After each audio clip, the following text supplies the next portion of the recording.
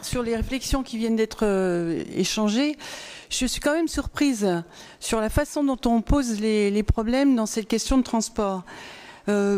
Parfois, des fois, j'ai l'impression qu'on a la nostalgie donc d'un transport en commun qui serait étatisé.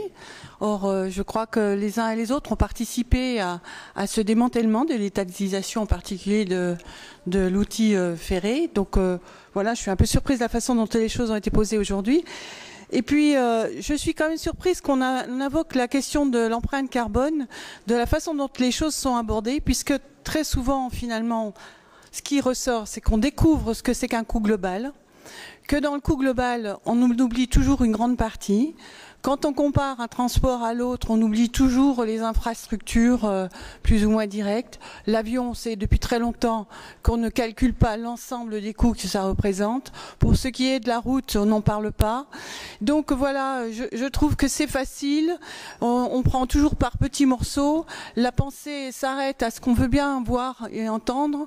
Mais ce que l'on peut envisager comme modèle économique aujourd'hui, c'est de considérer qu'effectivement, il est urgent de penser à des transports qui mettent le plus possible le collectif en avant, puisque c'est dans cette voie-là qu'on arrivera à trouver des solutions pour lutter contre les problèmes de gaz à effet de serre. Et je trouve trop simple, trop simpliste les réflexions qui sont menées ici dans cette instance sur la question de l'analyse des coûts et d'empreinte carbone sur le transport.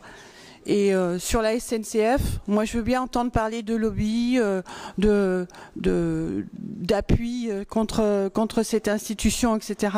Mais un jour, il faudra que vous m'expliquiez ce que c'est pour vous le libéral, parce qu'un coup on est dans une démarche protectionniste, puis ensuite on est dans une démarche libérée, complètement libérée. Donc j'ai l'impression qu'on est avec un mode de pensée qui est complètement à géométrie variable.